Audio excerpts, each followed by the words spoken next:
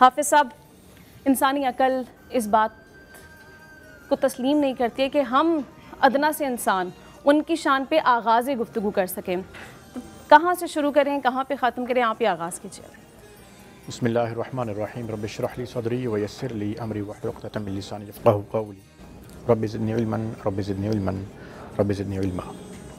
جیسے آپ نے کہا کہ کہاں سے شروع کریں، کہاں سے ختم کریں. ختم ہم کر نہیں سکتے، بالکل شروع کرنے کی اوقات نہیں. ہمارے ایسے بزرگ یہ فرمایا کرتے ہیں کہ کئی برس کیا کئی دہائیاں گزر گئیں، انہوں نے یہ نام خاتون جنت کا نام اپنی زبان پر نہیں لائے. وہ یہ کہتے ہیں کہ ہم یہ سوچتے ہیں کہ ہم جیسے رذیل شخص کی یہ اوقات نہیں کہ ہم سرکار کی بیٹی کا نام بھی اپنی زبان پر لے سکیں. بالکل ایسے تو ادب پہلا کرینہ ہے محبت کے کرینوں میں.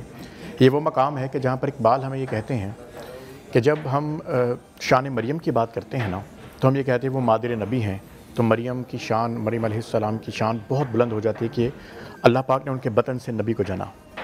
لیکن جب ہم بات کرتے ہیں خاتون جنت کی، تو وہاں پر 3 بڑی نسبتیں ہیں. آپ جگر گوشائے خاتم الانبیاء ہیں، آپ زوجہ مولا کائنات ہیں، اور آپ مادر حسنین کریمین ہیں. تو اب کسی ایک نسبت کی بھی بات شروع کریں تو یہ پروگرام کیا، یہ کائنات پورا وقت ختم ہو جائے، اور ہم اس صرف ایک نسبت کے اوپر ہم بات کر سکتے ہیں.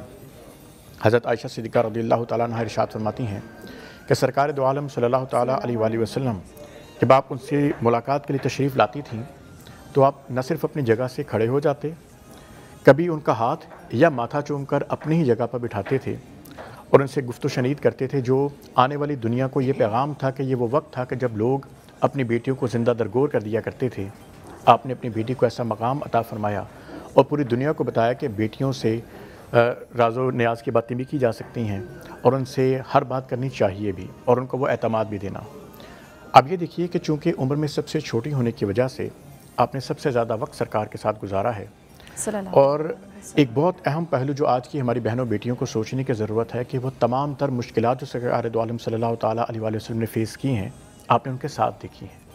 وہ شیب ابی طالب کے 3 سال بھی ہوں، وہ گھر کے معاملات بھی ہوں، وہ دین کے اندر جب سرکار کی وہ تمام تر کاوشیں اور جد و جہد اور مشکلات، تو آپ ان کے ساتھ رہی ہیں. نہایت خوبصورت بات حضرت عائشہ کی ہی روایت ہے. آپ نے فرمایا کہ آپ کا گفتار اور آپ کا ایون جو آپ کا چلنے کا انداز، آپ کے بولنے کا انداز، وہ بھی سرکار سے مشابہ تھا. سبحان اللہ. تو ایک شخصیت جس کے اندر وہ تمام تر پہلو ہمیں نظر آتے ہیں کہ آپ نے گھر کو کس طرح سنبھالا، آپ نے بچوں کی تربیت بھی کی، آپ نے گھر کے کام بھی کیے، چکی تک پیسی. آپ مشکیزے سے پانی بھی بھر کر لے آتی تھیں کہ آپ کے کندھے مبارک کے اوپر اس کے نشانات تک بن جاتے تھے. اور اس کے بعد قیام اللیل، رات کے وقت انہوں نے ساری عبادت بھی کی. تو ایک شخصیت جس نے پوری دنیا کو بھی ساتھ لے کر چلی، دین کو بھی ایک جلہ بخشی، اور سرکار دو عالم صلی اللہ تعالیٰ علیہ وآلہ وسلم نے اس دین میں جس طرح عورت کو ایک عزت دی. اگر آپ کو مکمل کوئی پیمانہ دیکھنا ہو، یہی وجہ ہے کہ جب ہم بات کرتے ہیں کہ سیرت زہرا کی، تو قیامت والے دن بھی جب اعلان ہوگا کہ تمام اہل حشر، تمام فرشتے نظریں جھکا لو، کیا وجہ ہے؟ کیونکہ یہاں سے گزرنا کس نے ہے؟ سواری گزرنی ہے فاطمہ الزہرا رضی اللہ تعالیٰ عنہا کی. تو ہماری آج کی نوجوان نسل خاص طور پر بالعموم اور بالخصوص ہر ایک کو یہ سیکھنے کی ضرورت ہے کہ سیرت زہرا میں کیا سکھانا چاہتی ہے. بالکل ایسے ہے.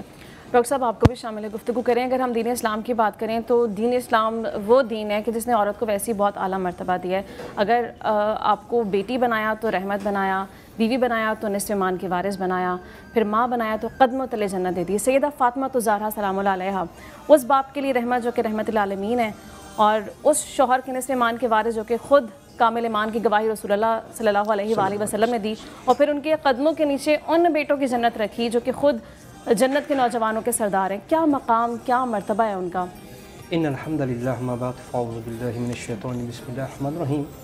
دین اسلام کو جن شخصیات نے جلا بخشی ہیں، حضرت سیدنا فاطمہ الزہرا رضی اللہ تعالیٰ عنہ کا مقام انتہائی بلند ہے. آپ کے بے شمار احسانات ہیں. آپ نبی کریم صلی اللہ علیہ وسلم کی لگتے جگر تھی، آپ حضرت امام حسن حسین کی والدہ تھی، اور آپ امام علی مقام رضی اللہ تعالیٰ عنہ کی اہلیہ تھی.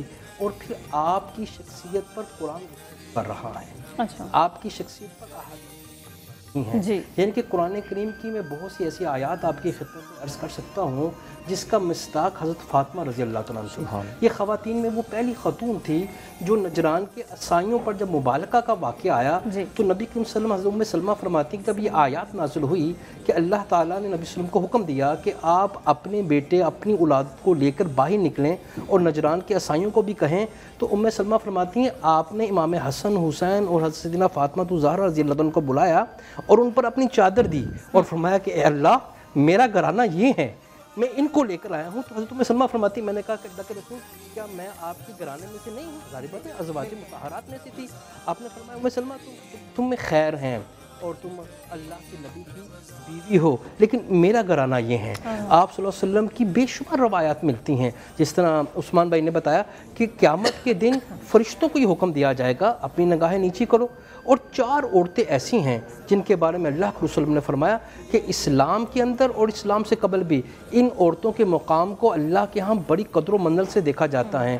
حضرت مریم کو، حضرت آسیہ کو اور حضرت فاطمہ رضی اللہ تعالیٰ عنہ کے مقام کو بڑی ہی قدر کی نگاہ سے دیکھا جاتا ہے۔ ٹھیک ہے ڈاکٹر صاحب، آپ کے پاس دوبارہ آتے ہیں، سیدہ ہما صاحبہ کو ایک دفعہ شامل گفتگو کرتے ہیں۔ یہ فرمائیے گا کہ دور حاضر میں جو ہم خواتین ہیں ہم کیا سیکھ سکتے ہیں، اپنی زندگیوں کو کیسے بہتر بنایا جا سکتا ہے سیدنا فاطمہ الزہرا سے سیکھتے ہوئے؟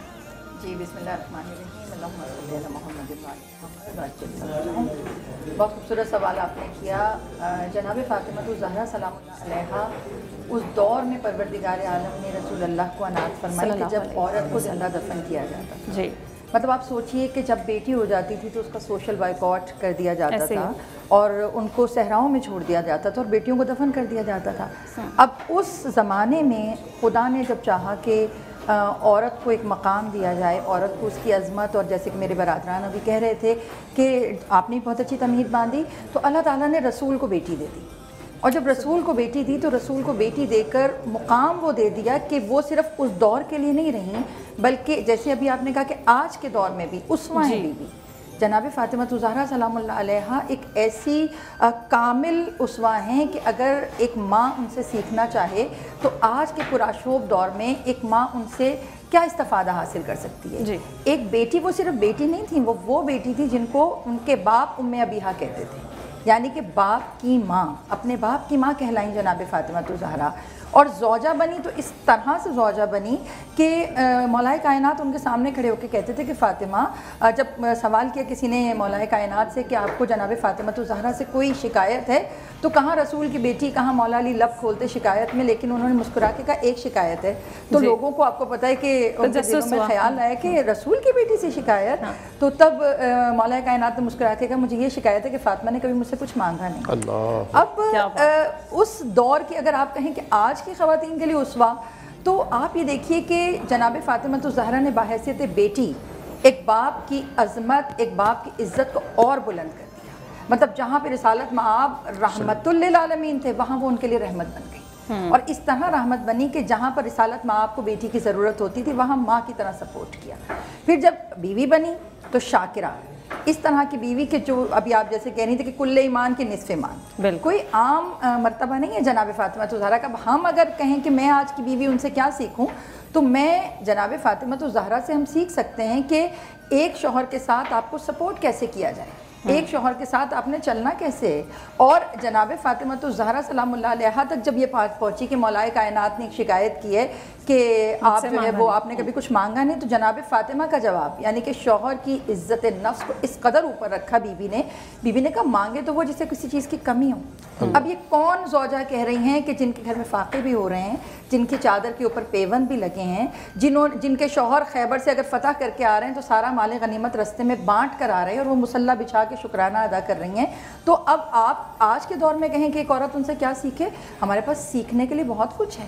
اب جب وہ ماں بنی تو آج کی ماڈرن ماں کے لیے جناب فاطمہ الزہرا ایک ایسی ماڈرن ماں، مطلب جب ہم اہل بیت یا اصحابہ کرام یا ازواج رسول کے ساتھ لفظ ماڈرن لگاتے ہیں نا تو لوگوں کو لگتا ہے کہ جیسے کوئی ہم نے خدا نخواستہ توہین کر دی۔ ماڈرن اس ہستی کو کہتے ہیں کہ جو اپنے دور میں ایسے ایڈجسٹ ہو جائے کہ لوگ اس کو دیکھ کر سبق حاصل کریں۔ آج کی ایک مصروف ماں کے لیے صرف ایک جملہ کہوں گی کہ جناب فاطمہ کا سب سے بڑا پیغام یہ تھا کہ جناب فاطمہ نے اپنے بچوں کو تنہا نہیں چھوڑا۔ ایسے ہی